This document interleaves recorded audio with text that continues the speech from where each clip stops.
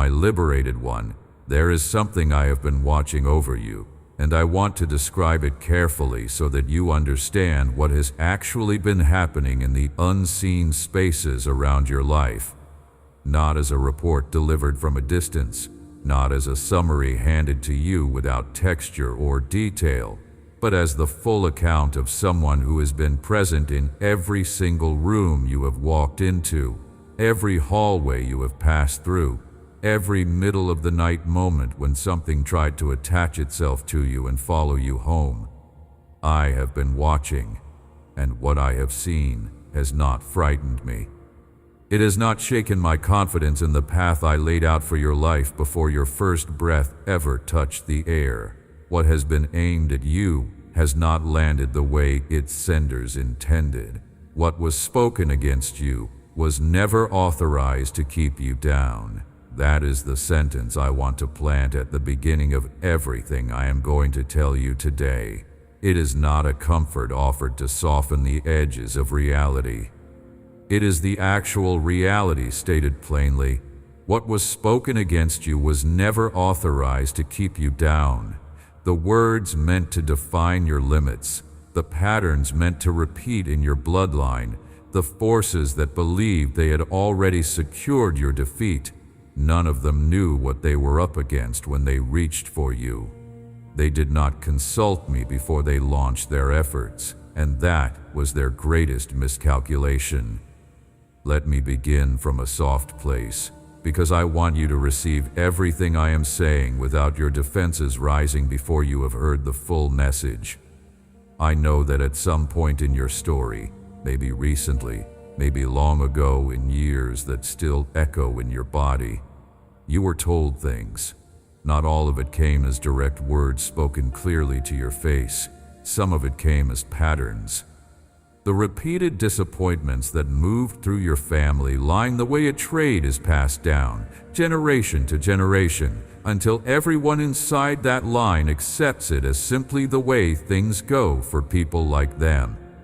Some of it came as atmosphere, the kind of heaviness that saturates a household and quietly teaches everyone inside it that joy is always temporary and suffering is the reliable baseline. You breathed it in along with the ordinary air of your childhood.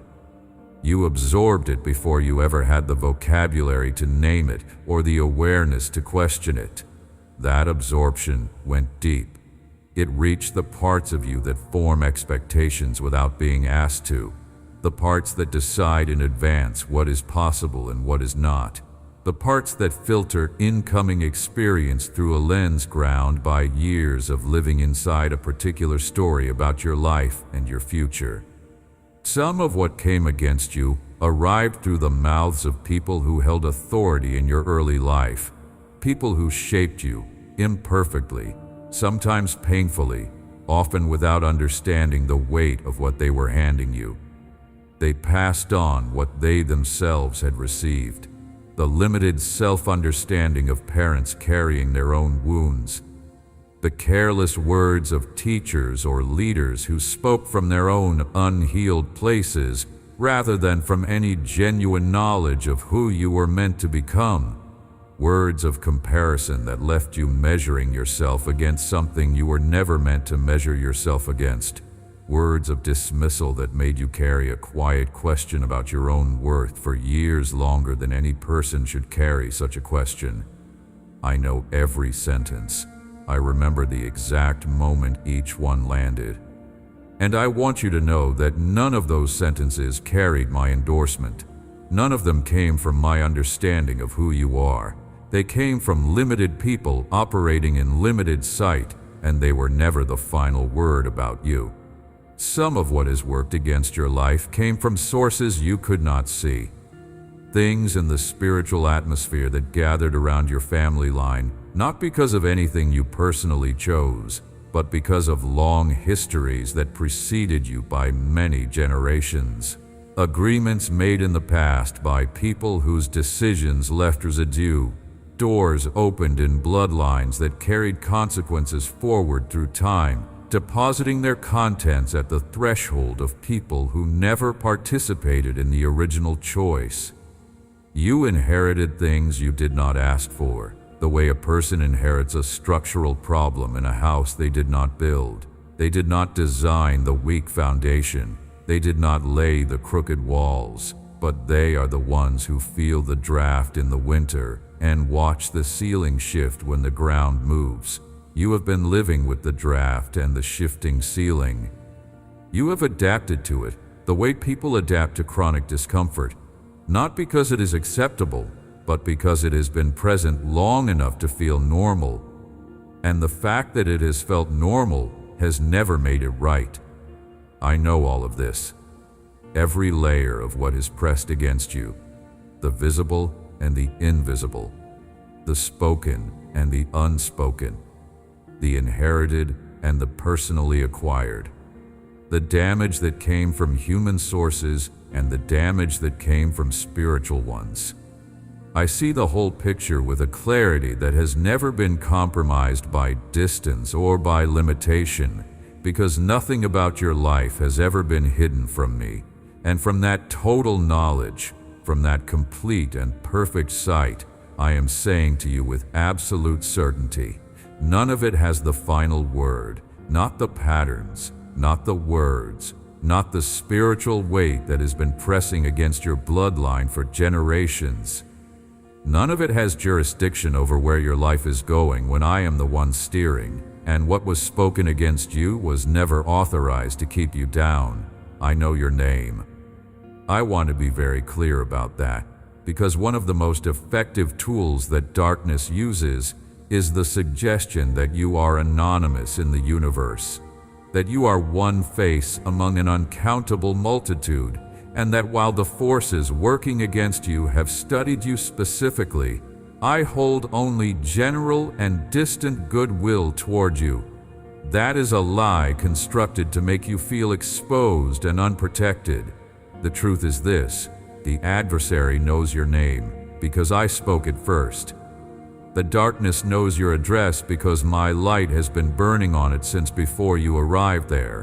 Whatever has been targeting you specifically has been targeting something that belongs specifically to me. And I take that personally in the most direct sense of that phrase.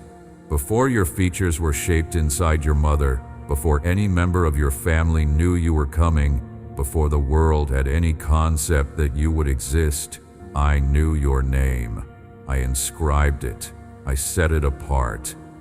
I attached to it a purpose that nothing in heaven or earth or the spiritual realm has the authority to annul. And everything that has tried to overwrite that inscription with a smaller, darker, more limited story has been operating beyond the bounds of any authority it actually possesses.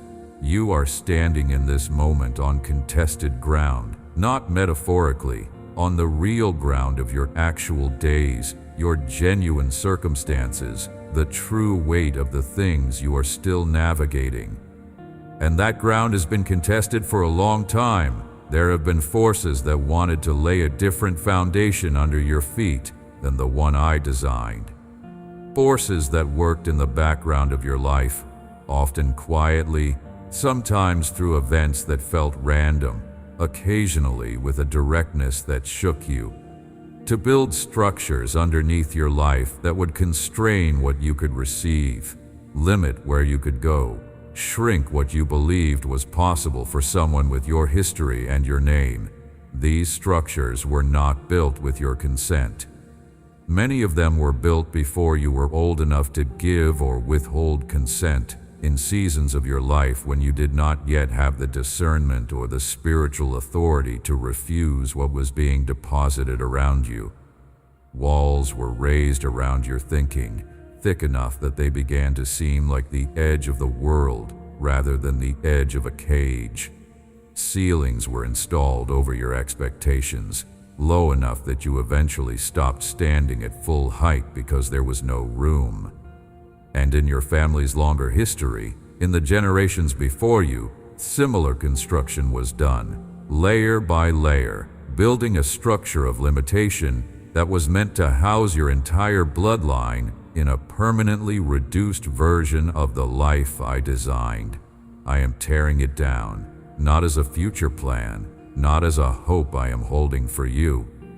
Right now, in this season of your life, with the air you are breathing and the ground under your feet and the days you are currently walking through, I am at active work on the demolition of every wall that was built without my authorization, every ceiling that was installed over your life by forces that had no right to install it, every foundation of limitation that was poured into the ground of your story before you ever had a say. The construction crew that built your captivity did not have a permit from me. They built in violation of what I had already designed and declared for your life. And when the owner of the land shows up and finds unauthorized construction, the unauthorized construction comes down. I am here. I am looking at the structures, and what they built does not impress me. The demolition, from your perspective, will feel like things loosening, like a grip that has been very tight for a very long time beginning, gradually, to release. The thought that always followed success, the one that whispered it, will not last. People like you do not get to keep things like this. Starts to lose the authority it once had in the corridors of your thinking. You begin to notice it as a familiar old voice rather than a reliable narrator. The pull toward the same predictable disappointment, the one that felt like gravity, like the natural arc of things for a person coming from where you come from, begins to feel less like physics and more like a preference that can be refused. The ceiling you always unconsciously deferred to, the one you bumped your head against every time something genuinely good started to grow in your life, develops a crack, then another crack, and eventually, what seemed permanent begins to fall. Not because you manufactured the right combination of effort and positive confession, because I put my hand on the structure from outside and applied the pressure of my authority against it, and what was built by lesser powers cannot stand when I press against it. Now let me speak about the word specifically, because in the matter of what has been working against your life, spoken words carry an enormous weight in the spiritual order I operate within. Not every word pronounced over you carried my authorization. Some of what shaped your deepest understanding of yourself came from deeply wounded people, people who had themselves been spoken over by wounded people, who were passing on the vocabulary of their own captivity without realizing that is what they were doing. Some of it came from sources operating in explicit spiritual darkness, words pronounced over your family in rituals and practices I did not sanction, by people moving in realms they did not fully understand, in service of an agenda that was aimed at reducing you and the people who would come after you. Those words were spoken. They were spoken with intent, and the intent behind them was not small.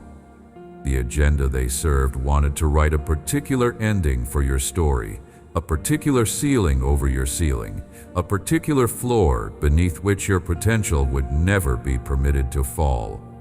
But here is the counter-authority I hold over every one of those words, and I want you to understand this with the clarity of someone receiving not just comfort, but actual truth about how things work. I spoke first. Before any voice other than mine opened itself to declare something over your life, I had already spoken the original and authoritative declaration. I spoke it in the moment I formed you, in the silence before the world had any knowledge of you, in the eternal place where every true thing about a person is written before time touches them. The words I spoke about you in that first moment are the only words that carry actual jurisdiction over your destination. Everything else, every curse, every limitation pronounced in darkness, every word of dismissal or diminishment or defeat spoken over your life by human or spiritual sources, arrived after my word was already in place. And nothing that arrives after the original can overwrite it. The original stands. Sorcery has no authority that supersedes mine. Witchcraft is noise in the presence of my silence. Curses pronounced in darkness dissolve at the boundary of the light I have placed around everyone who belongs to me. They arrive at that boundary and they stop. They do not pass, because the sentence that darkness wrote in the margins of your story has no legal standing in any court that matters. I am the judge. I wrote the original law, and what was spoken against you was never authorized to keep you down. I need to go deeper into something here because the fullness of what I am saying requires it. Some of what has been working against your life is not from outside your family line. Some of the most consequential construction was done inside your own history, across generations, in patterns that moved from one generation to the next, the way a wound passes if it is never addressed and never healed. Patterns of broken trust that taught each new generation of your family that the people closest to you are the ones most likely to hurt you. Patterns around financial provision that seem to hit a ceiling repeatedly to bring a family to a certain level of stability and then pull everything back, as though there were a law operating in your bloodline that said this much and no more. Patterns of addiction, of emotional unavailability, of cycles that everyone inside them could identify and lament, but no one seemed to be able to exit, because the force maintaining them was not merely psychological or behavioral, but spiritual in origin, maintained by agreements made long ago that had never been properly canceled. You have seen these patterns. You have navigated around them or been caught inside them, or watched the people you love be shaped by them. And somewhere in your understanding of your own life, you may have come to an uneasy peace with the idea that certain patterns simply run in your family, that this is the shape of things for people with your history. But I want to be direct with you about something. Patterns are not prophecy. A thing that is repeated for many generations is evidence of unaddressed spiritual construction, not evidence of an unalterable destiny. It simply means the work of demolition has not yet been done. And I am doing the work. The walls in your bloodline are coming down. Every agreement made across the generations of your family that opened doors to oppression, to limitation, to cycles of defeat that were designed to outlast any individual member of your family. I am closing those doors, not because you have perfectly understood every spiritual dynamic at work or navigated every principle of faith without error, because I chose you. Before this pattern had the chance to reproduce itself one more time in your generation and in the generation after yours, I stepped into the line of it.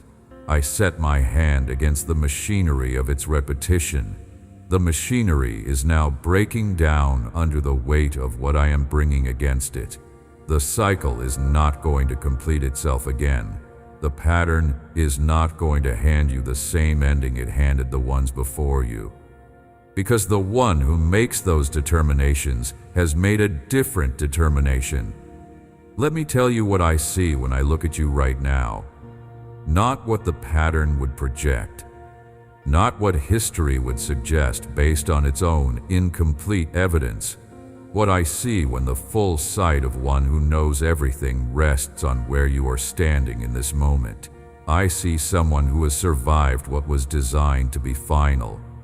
The pressure that came against your life in certain seasons of your past was not casual difficulty. It was calibrated. It was aimed. It was intended to leave you not merely set back, but conclusively broken, not just discouraged for a season, but structurally unable to rise again. The forces that built against you understood what they were targeting. They understood enough about what I placed in you to take it seriously, to invest real effort in burying it, to return again and again to the work of your limitation when lesser efforts failed. And you are still here. That is not a small observation. That is testimony. The fact that you are in this moment, still connected to hope, still open to hearing my voice, still willing to believe that something genuinely better exists on the other side of where you have been, that is evidence of a resilience that came from outside yourself. You did not manufacture the capacity to survive what came against you. I built it into you before you needed it, and it held. You are not a tree without fruit. You are not a flower without fragrance. You are not a river running dry in its own bed. The old structure said you were. The old sentences, the inherited vocabulary of limitation, kept describing you in those terms. Hollow, empty, producing nothing that lasts, carrying promise that never ripens into the real thing. I want to contradict every one of those descriptions with the actual truth about who you are. You were made to be fruitful. You were designed to carry beauty that others can recognize and receive from. The life in you is not a trickle surviving barely in a parched season. It is a river that has been partially dammed. Yes, partially blocked by what was built across its flow. But the source is not dry. The source has never been dry. The source is me.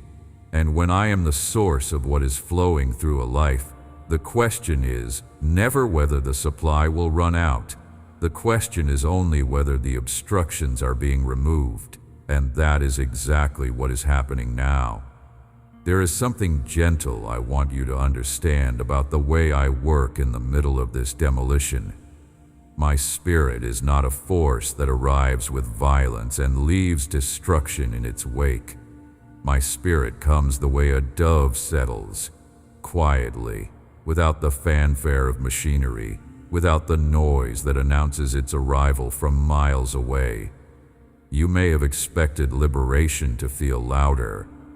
You may have imagined that freedom from what has been working against you would come with a dramatic, visible event, something unmistakable, something that required no faith at all, because the evidence would be so overwhelming.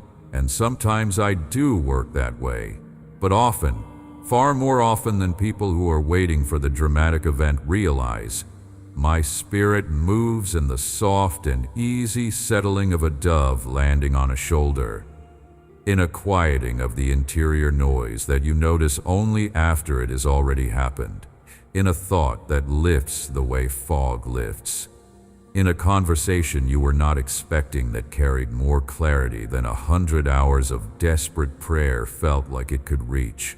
In a moment so ordinary on the outside that you almost dismiss it, and then later you understand that in that moment something shifted permanently. My spirit has been settling on your life throughout this process, not waiting until the demolition is complete before becoming present. Present now, in the middle of it, guiding your steps through the rubble, keeping your footing sure in the places where the old structure is still falling. This is the confidence I want to build in you as we go forward together, not a confidence in your own strength or understanding, because those are real but limited. The confidence I am building is something deeper than your circumstances can shake, something that does not depend on the visible evidence of the moment to maintain its stability. It is the settled interior knowledge that you are not navigating this alone, that the one beside you as you walk knows the ground better than any structure that was ever built on it, that when the path passes through what used to frighten you, when it leads you back through spaces where you were burned before, when it takes you past the faces of people who contributed to the old construction and expected to see you still bent under it, you will walk through without the old damage reattaching. You will pass through the fire, and your clothing will not carry the smell of smoke. The ground you used to be afraid to cross will become walkable ground. Not because the fire was not real, because the one walking beside you is bigger than any fire. Now there is a shift I want you to feel as you receive these words, a movement from understanding what has been coming down to receiving what is rising in its place. because I have never been only a God who demolishes. Every wall I bring down in order to clear ground for something that could not exist while the old structure was occupying the space. Every ceiling I remove opens the space above it to a height that was never reachable under the old construction. Every foundation of limitation I uproot makes room for something solid and true to be established in its place, something that will not shift when the ground shakes, something that will not crack when pressure comes against it, something that will not be infiltrated by the same forces that built the old structure, because what I build uses materials that darkness has no access to. The new foundation I am laying under your life is identity, not the identity assembled by circumstances from the outside, not the self-understanding patched together from the incomplete perceptions of people who had only partial sight of who you were becoming, not the version of yourself that was squeezed and shaped by years of living under the old ceiling. The identity I am establishing in you is the one I authored before the world had a chance to author its own version. You are known by the one who made you. Your name was spoken by the highest authority in the universe before any other authority had the chance to name you. The darkness can use old names all it wants. The name that fit the wounded version, the name attached to the pattern being demolished, the name that described the person the forces working against you hoped you would permanently remain. But the name I speak is the one with jurisdiction over your actual future. And the name I speak over you is the name of someone who is kept, someone who is protected, someone for whom the demolition and the rebuilding are both fully underway. From that foundation, I am raising walls around your life. Not the kind of walls the enemy builds. Those are designed to contain, to keep small, to make the space of your life predictable and manageable. The walls I am building shelter without imprisoning. They hold back what should not reach you without holding in what needs to go out from you. They establish a perimeter around your household, your family, your future, within which the organized forces that have been working against you simply do not have the access they once exploited. I am surrounding you with a protective boundary that belongs to a different order of authority than anything that has ever been aimed at your life. The armies gathered on the outside of this boundary can make all the noise they want. They can shout their threats into the air. They can wave their formations and present their accumulated dark intentions. What they cannot do is get through. Because I have placed between them and you a barrier of my own construction, maintained by my own authority, and my authority is not comparable to theirs. It is not a stronger version of the same category of power. It is a different category entirely. There is anointing oil I want to pour over your life. In the old language of my covenant with my people, oil carried a specific meaning. It was the mark of preparation, the sign that someone was being set apart for something, the substance applied at the moment a person moved from one chapter into the next. The one who received the oil wasn't the same afterward as they were before. The oil didn't just change how they were perceived by others. It changed something structural about the assignment on their life. It marked them. And what was marked was also protected. The oil signified that this person now carried a designation that was visible in the spiritual realm, a designation that announced something about whose they were and where they were going, and who had the authority to interrupt that path. I am pouring oil over your life in this season. Over your head, which is where the thinking has been told its lies, and where the new thinking needs to be established. Over your household, which is the structure I am both protecting and rebuilding. Over the assignments ahead of you, the ones you can see clearly and the ones you cannot yet, over the work that is waiting for hands that have been freed from carrying what they were never supposed to carry, over the purposes that were buried under the old construction and are being uncovered as the walls come down. The anointing is not decorative. It has practical weight in the invisible order, and what is anointed is also marked as mine. I want to address the fear that still speaks inside you, even as you receive what I am saying. The fear that says, yes, but what if the pattern reasserts itself? What if I receive this and feel strong, and then the old pressure returns, and I discover that nothing has actually changed? That fear is not unreasonable given what you have experienced. You have had seasons of apparent breakthrough that did not hold. You have celebrated relief from pressure that returned. You have climbed out of valleys and then found yourself back in them, sometimes in the same one, sometimes in a new one that felt identical, and each return made the previous celebration feel not just naive, but almost cruel in retrospect. I understand why part of you holds that fear, even while another part of you leans toward what I'm saying, and I want to speak to the cautious part directly and honestly. What I am doing in this season is not the same as those previous interruptions in the pattern. Those were moments where the pressure lifted temporarily while the underlying structure remained intact. They were like adjustments made to a building while the foundational problem went unaddressed.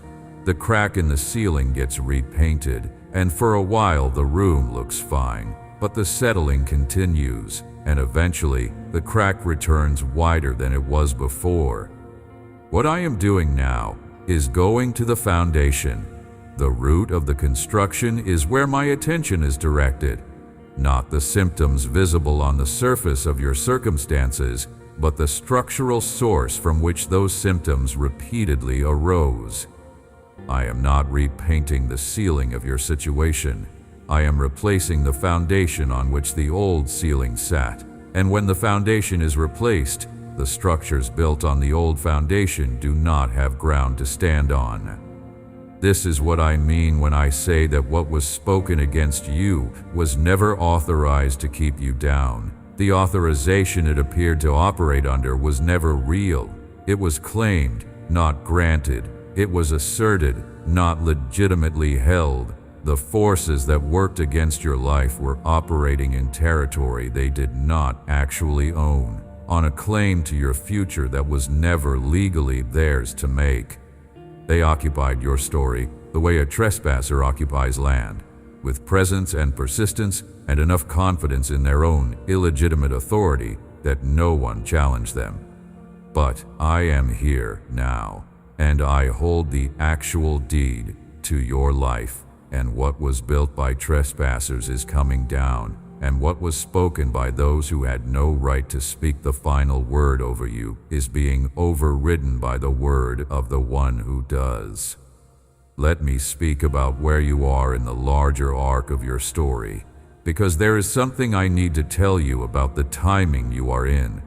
There have been years, difficult years, years that took more from you than any season should reasonably take, where you walked through a kind of interior landscape that I can only describe as a long valley. Not a brief valley with an easily visible exit, but the kind that goes on and bends, and just when you thought you were approaching the other side, the path curved and led you deeper in. You experienced losses in those years. Some of them were the loss of people who left, people who betrayed you, people who simply could not continue the journey alongside you, and whose departure left a silence in your life that took a long time to fill with anything other than absence. Some of the loss was more interior, the loss of a version of yourself you had expected to be by now, the loss of a timeline you had constructed in your mind for when certain things were supposed to have arrived, the loss of a certainty about the future that the long valley slowly replaced with something harder to name.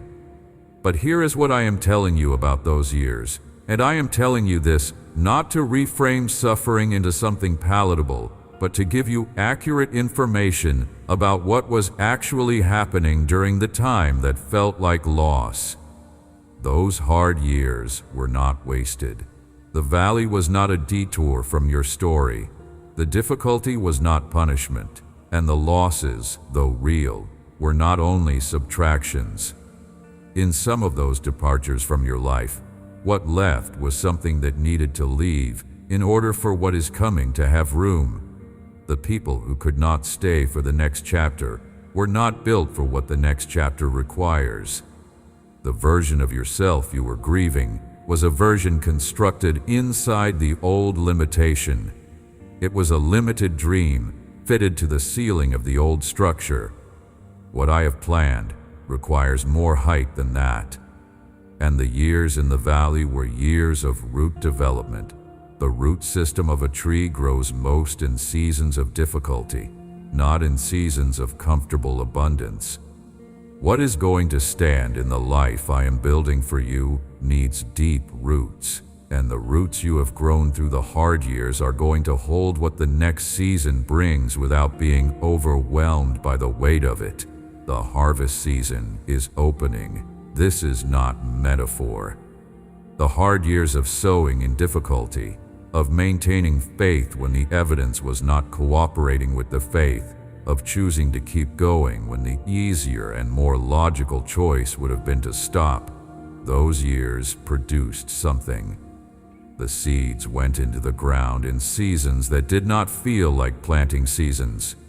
They went in through tears, through obedience that cost something, through the quiet faithfulness of someone who kept coming back, even when the coming back was hard. And seeds that go into the ground in difficulty come up with the kind of roots that can hold weight. The harvest that is beginning to open in your life is not a small harvest. It is not measured in proportion to how easy the sowing was. It is measured in proportion to how much faith it required. And the faith you have exercised in the long years has produced something whose full measure you have not yet seen. Stand up straight. I say that not as a demand, but as an invitation to align your interior posture with the reality being established around you. You have been bending under the weight of what the old structure placed on your shoulders. You have been walking with the slight, permanent stoop of someone who has been carrying a load for so long that their body has adjusted to the burden, so long that the bent position feels like the natural one, so long that standing fully upright would feel strange and exposed. But the load is being lifted, the structure pressing down is being demolished, and a person who is no longer carrying a structural load on their shoulders should stand at their full height, not as performance, not to project confidence before you feel it, but because alignment matters. The interior posture of someone who is walking in the reality of my protection is not the posture of someone still crouching under what was never authorized to be placed on them. Begin to practice the posture of freedom. Begin to carry yourself like someone whose foundation is being rebuilt by the one who built it right the first time before the trespassers arrived. Pray. This is not a religious obligation I am handing you. This is a structural resource I am pointing you toward, something that actually participates in the demolition and the rebuilding I am describing. When you come to me in prayer, you are not performing an activity that earns favor. You are occupying the connection that was designed for you from the beginning, the direct line between your life and the source of your life, kept clear and open, accessible without condition. When you bring your family to me in prayer, you are not hoping that your words somehow reach an indifferent ear. You are delivering what belongs on my desk directly to my desk because you have full access to the place where decisions about your family's future are made. I have told you that your prayers for the people you love are important and real, and they arrive at a place where they can be acted upon. I mean that. The intercession you carry for your children, for your household, for the people in your circle who are still living under old structures. That intercession has more weight than you understand. You are not ineffective in your prayers. You are not wasting words into silence. You are a carrier of something that changes things when it is brought into my presence, and I receive everything you bring. There are people in your family who need to encounter me in a way that is real rather than theoretical.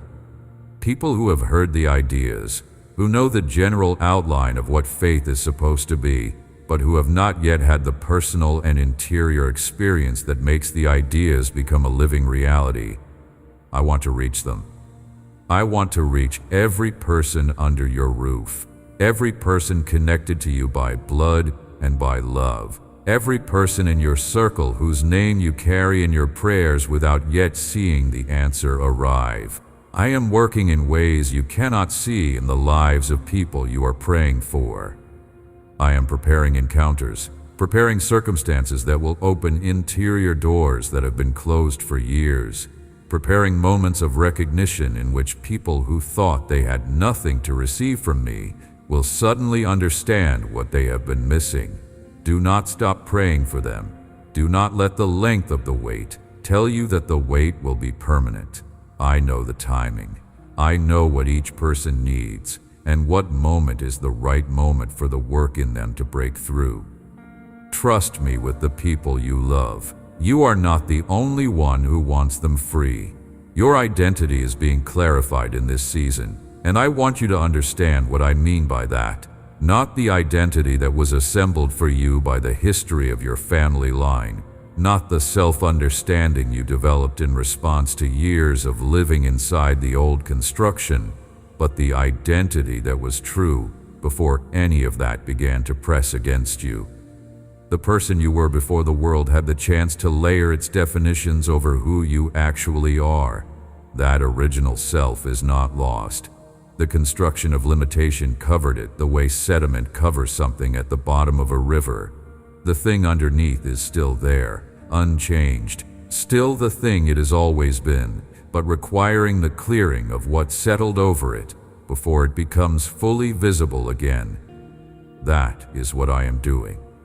Clearing the sediment, not creating something new from nothing, but restoring what was always true to its visible condition. You are not becoming someone you have never been. You are returning to the person you were made to be, with the added depth of everything you have survived and the added strength of roots grown in difficult ground.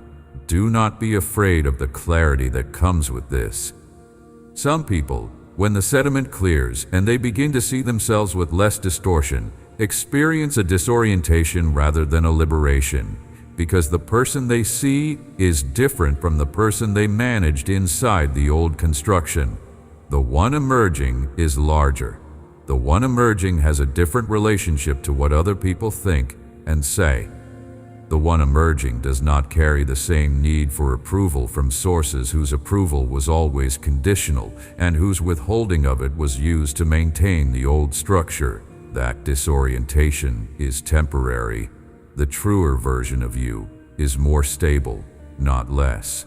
The truer version of you has better footing. Let the clarity come. Let it reorient your understanding of what you are capable of, what you deserve to receive, how you should be treated, and what purposes are actually available to you once the false ceiling is gone. Something is about to shift in how you experience provision. The ceiling over what your family has been permitted to receive, the one that broke just as things were building toward real stability, the one that sent you back to the beginning more times than you can easily count, that ceiling is part of the structure being demolished. I am not promising you luxury for the sake of material abundance. I am promising you the removal of the obstruction that kept the genuine provision I designed for your life from reaching you in full. There is a supply with your name on it that has never been dependent on your performance, never been calibrated to your mistakes, never been allocated based on the limitations the old structure imposed on what you were supposed to be able to receive. It was designated for you before the obstruction was built. The obstruction delayed its arrival.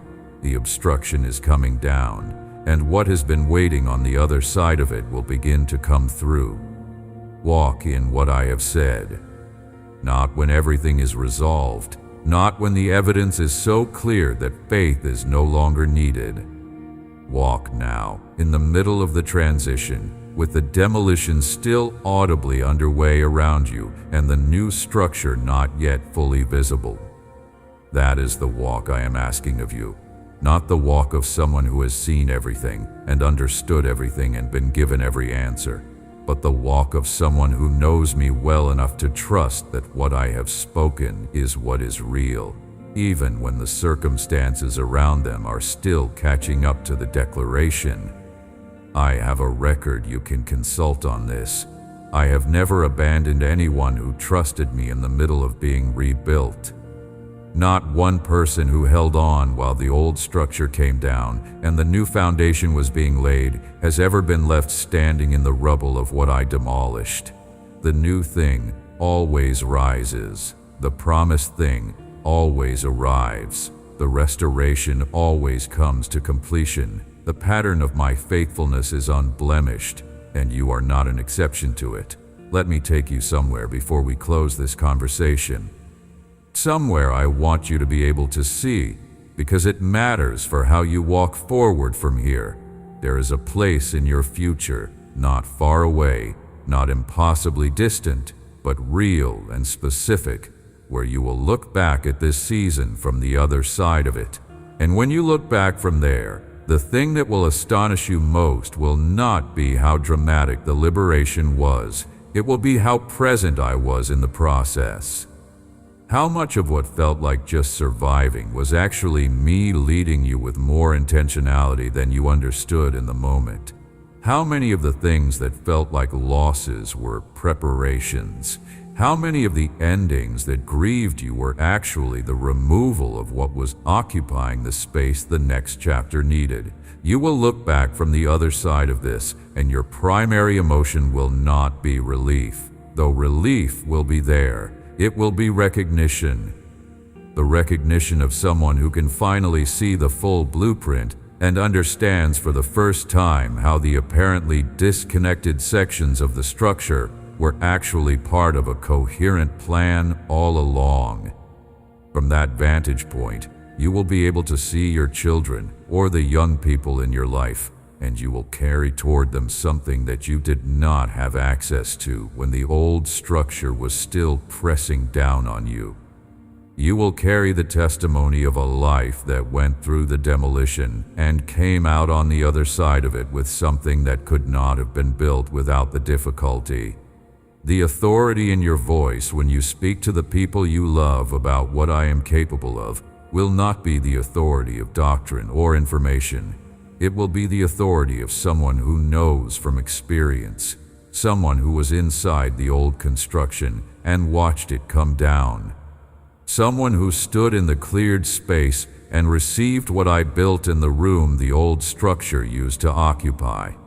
That testimony is something I need in your family. I need someone who can speak about my faithfulness, not as a nice idea, but as a lived reality. And that someone is you. The hard years were not only for you, they were producing something in you that the people around you are going to need. Your voice has power in this. Not the power to command me, but the power to participate in the work that is already underway. When you speak agreement with what I am saying, when you open your mouth and release the truth about who you are and whose you are and what has been authorized for your life, you are not generating a force from nothing. You are adding your voice to mine, and the combined authority of your agreement with my word creates something that the old structures cannot stand against. What was spoken against you was never authorized to keep you down, and when you begin to speak in agreement with that, rather than in rehearsal of the old vocabulary, You participate in the demolition. Every time you choose the language of what I have said over the language of what darkness said, you are swinging a pick at the old wall. Every time you declare your identity from my word, rather than from the old pattern's description, you are laying another stone in the new foundation. You are not a passive recipient of what I am doing. You are a co-laborer in it. The work is mine to authorize and execute, but your participation matters, and your voice in it has a weight that is greater than you have been living as if it is. Let me speak to the ones who are tired. Because some of you have been carrying this for a very long time, and the weight of carrying it while also maintaining the daily work of your life has produced a specific kind of exhaustion that goes deeper than physical tiredness. It is the weariness of someone who has been holding something heavy in a posture that was never designed to be permanent, who has been saying just a little longer for a period that turned out to be much longer than a little. I see that tiredness in you. Every part of it. The part that shows in your face in the quiet moments when you are not performing strength for anyone. The part that is reflected in the effort it takes to generate hope on the days when hope does not come easily. The part that is started quietly in your most honest interior moments to wonder whether the fighting has been worth it and whether it will ever be over. Bring that tiredness to me, not as a confession of weakness, because it is not weakness. Tiredness after a long battle is not weakness, it is honest, and I receive the honest version of you with everything intact. You do not need to present yourself as more full of faith than you are. You do not need to hold your exhaustion behind you so that only the stronger looking parts of you are visible to me. I see the full picture. I have always seen the full picture. And the full picture of what you have carried includes the weight of the old construction pressing against you year after year, and the exhaustion of navigating your actual life while that weight was present, and the grief of the things that did not arrive on the timelines you needed them to arrive on. None of that disqualifies you from what I am bringing. In fact, the most honest I can be with you about this is to say that the ones who are most tired are often the ones whose breakthrough arrives with the most capacity to receive it in full, because they have been emptied enough to be filled without holding something else in the way. You are not too tired to receive what I have for you. Exhaustion in my hands is not an obstacle to liberation. It is sometimes the exact condition in which a person is finally willing to let something be carried by someone else, to stop white-knuckling the weight and simply open their hands. And that is all I have ever asked. Not perfect strength, not pristine faith without a single thread of doubt running through it, just the open hand, the willingness to receive what has always been prepared for you. The families who receive this truth will be different families. The households that open their doors to what I am declaring here will find that the old structures do not have the same grip on the shared life inside them. Walls erected between family members by the same forces that built the individual cages will begin to crack. Patterns that repeated themselves from parent to child to grandchild will lose their momentum. The inheritance will change. Not because everyone in your family will suddenly understand everything or make every right decision simultaneously, but because the foundation beneath the shared life of your family is being replaced, and what I lay as a foundation for a household holds differently than what was there before. You are not fighting this battle for yourself alone. The liberation I am bringing to your life is the beginning of something that will move outward to the people connected to you, the way a new foundation affects every room built on top of it. Pray for the ones still inside the old structures. Bring them to me by name. not with the heaviness of someone trying alone to drag something immovable, but with the quiet confidence of someone who knows the builder personally, who has seen what he dismantles and what he raises in its place, who understands that the one they are bringing the request to is both willing and capable and already at work.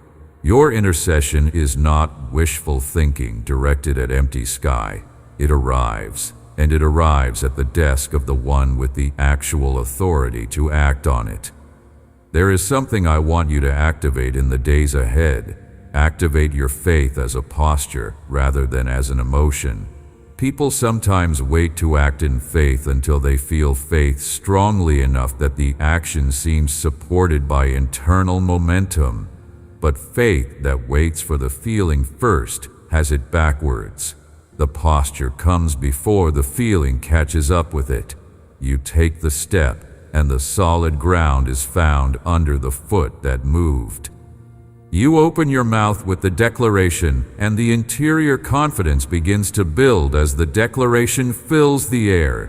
You treat the promise as true in your practical life, and your understanding of its truth deepens through the experience of living inside it rather than outside it.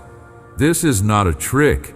This is the nature of how faith operates in the order I established. Move in the direction of what I have said, and the experience of what I have said becomes more real with every movement. Stand still, waiting to feel it completely before moving, and the feeling is slower to come because it is built in part by the movement. Begin to move. The courage to take the first step is itself a form of faith, and I honor it. The weapons that have been formed against your life will fail.